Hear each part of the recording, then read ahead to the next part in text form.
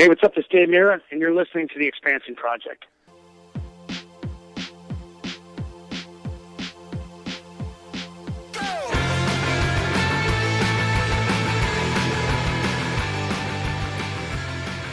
Hello everyone and welcome back to The Expansion Project. I am your host, Fat Tony. This is an experimental interim episode. In this episode, I will read one of my old blog posts that I posted 4 years ago, back in April 2011. At the time when I published the blog, the story was already 4 years old, so essentially, the time of my life you're about to hear about is 8 years in the past.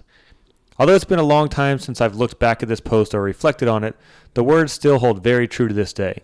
If you want to read this blog post or see any of the other stuff I've posted on my blog over the years, you can check that out at blog.fattonybmx.com.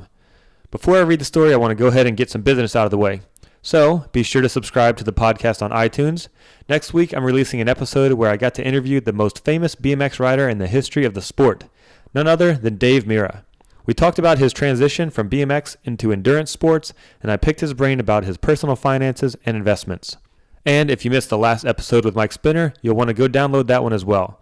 Mike is only 27, but he's already made his way to the top of the BMX world, retired from riding, and now he's killing it with his new sports and nutrition company. The interview is a very candid look at Mike's current outlook on business, and I think you guys will really learn a lot from it.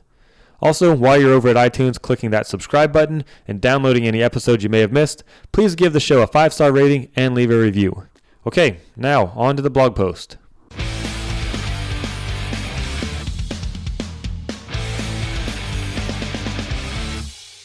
This blog post is titled, How 2 Books Changed My Life Forever. The backstory. This is the first time I've publicly told this story. It is extremely personal to me, and sharing these experiences will expose a lot of what is underneath my surface that most people have not seen in person or on the internet. I've always been extremely self-motivated and goal-oriented, and I've never doubted that I was on a path to great success in life, but something happened about 4 years ago that sent me on an amazing journey of personal growth and development. After a horrible low time in my life, I was introduced to 2 books that changed me forever and helped play a huge part in shaping me into the man I am today. So what are the 2 books? Well, I'm going to get to that, but I can't tell you until you hear the whole backstory. Without that information, you may be tempted to judge me, as many of my peers have done when they heard only a small part of the story. I'll begin towards the end of my college years in Louisiana, where I was dating a girl who was a few years younger than me. For the sake of this story, I'll call her Kim. Kim and I dated for a few years and everything was amazing. Eventually, I landed my dream job with Ride BMX magazine, which meant I had to move across the country to Southern California. For the next 8 months, with Kim still in Louisiana and me on the West Coast, we attempted to keep a long-distance relationship going.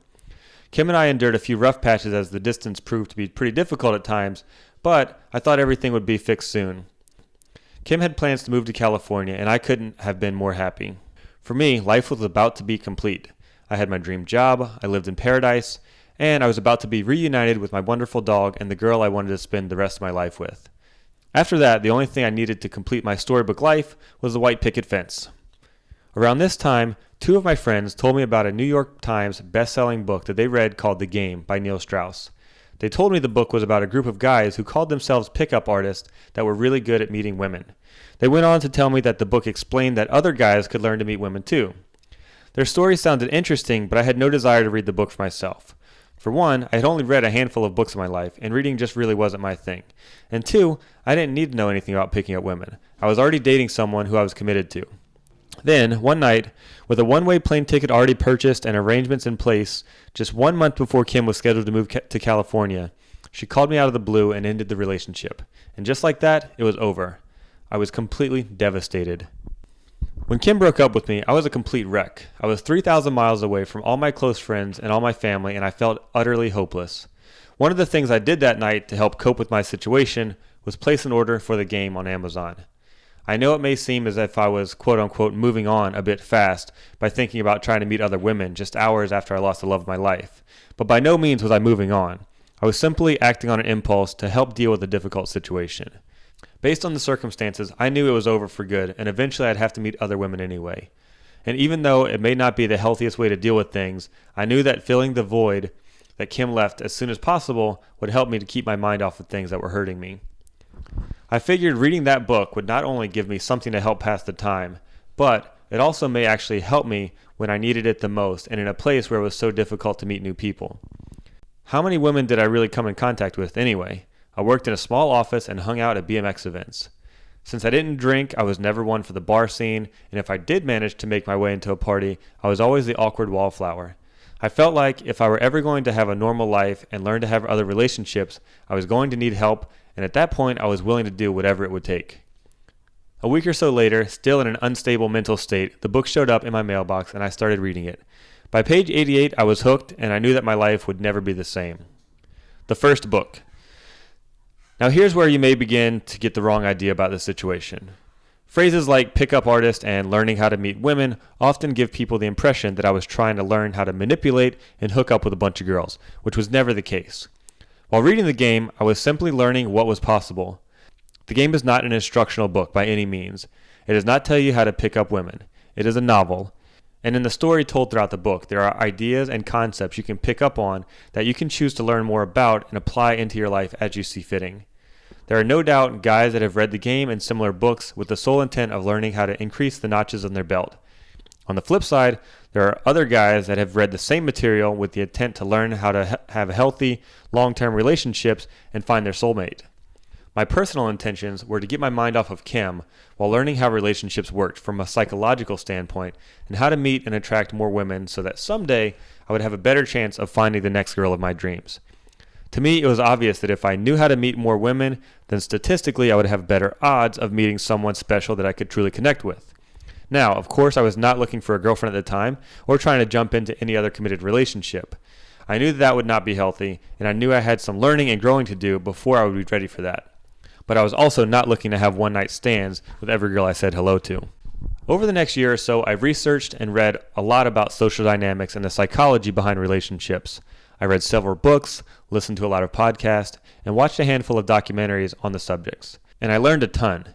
What I started to notice in myself was all of a sudden, when I went out, I wasn't the awkward guy at the bar, and I wasn't the guy nervously standing at the edge of the dance floor at a party. Instead, I was having a great time wherever I went. I was always the first one to start dancing, and I wasn't shying away from beautiful women either. I had learned how to have fun in social settings and how to approach and talk to women. And I had a newfound confidence that made me feel great about myself and who I was. It was absolutely fascinating to me that the things I read about in books was actually helping my social life and allowing me to enjoy myself more. Of course, as with any journey, I had my ups and downs during the process, but I'll spare you those details and stick to the point I'm trying to make here. While learning about social dynamics, my eyes had been opened to something that should have been clear all along. Sure, I had met a handful of great girls and enjoyed my time with them, and yes, I now had a new outlook on things in my social life, but there was more to it than that. There was a bigger picture. This is the part where I get to tell you exactly how this first book, The Game, changed me forever. From reading the game, I realized one of the most important lessons in my adult life, and that is this. If there's something you need help with or don't know how to do, you can learn it. I know The Game isn't a book that everyone needs to read in order to have this kind of epiphany, but that just so happened to be the way things panned out for me. Another great result of reading The Game is that this valuable life lesson allowed me to get into the right state of mind to read the second book that changed me and began another journey of self-exploration and personal growth.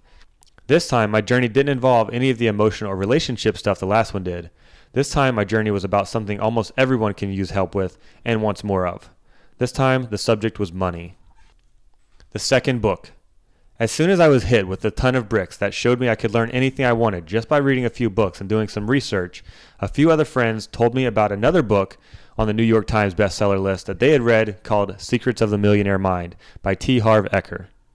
After hearing them ramble off a few quotes from the book, like, "Rich people constantly learn and grow, poor people think they already know," I ordered that book too.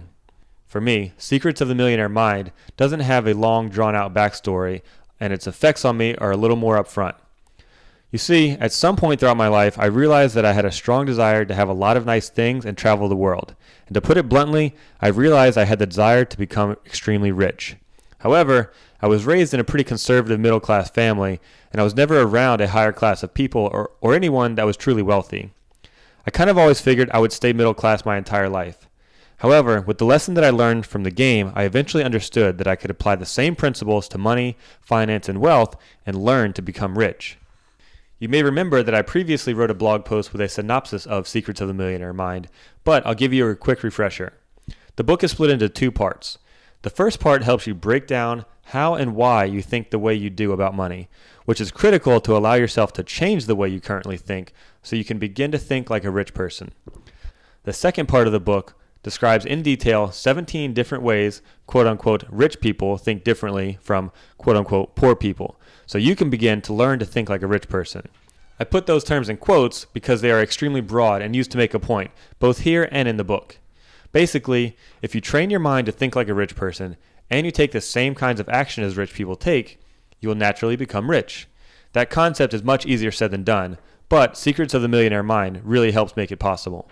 After the first time I read Secrets of the Millionaire Mind, I had a completely different outlook on money that I knew would allow me to attain more wealth throughout my life. Then, after the second time I read the book, I gained even a better understanding of why I previously had certain thoughts and beliefs about money, and I was able to further ingrain the principles of the book within myself. After the book radically changed my mind, it also radically changed my income and my net worth, and both are continuously growing. Now I'm well on my way to becoming wealthy and financially free. Wrapping it up. The game is a very interesting story even if you don't try to learn anything from it, but I wouldn't necessarily recommend for everyone to read it. It doesn't have the capability to help everyone the way it helped me during that difficult time in my life, simply because that's not what it was written for. However, I would highly recommend and encourage everyone to read Secrets of the Millionaire Mind. It absolutely has the power to help every person that reads it. If you put the right amount of work and energy into yourself while reading the book, I truly believe it can change your life for the better and help increase your ability to attain and keep more money. Nowadays, I don't actively study or research social dynamics, but like everything in life, I still feel like this part of me is a work in progress. I do, however, continue to actively pursue knowledge of personal finance, real estate, and investing, and I know I will continue to do so for the rest of my life. The money game is a never-ending one, and it's a really fun one too. Well, there you have it, a very real story from my life. I hope you enjoyed it and were able to pick up on a thing or two. I'll have links to both books in the show notes on theexpansionproject.com. Speaking of which, please bookmark the Amazon banner on the show's site and do all your shopping there from now on. It doesn't cost you anything extra, but it does help out the show. Another thing you can do to help out the show is simply to tell a friend or post a link on your social networks. I'm relying on you guys to help spread the word, so if you like what you hear, please share it with people. And last but not least, follow me on my social networks at FatTonyBMX. Thanks so much for tuning in, and I'll catch you guys next time.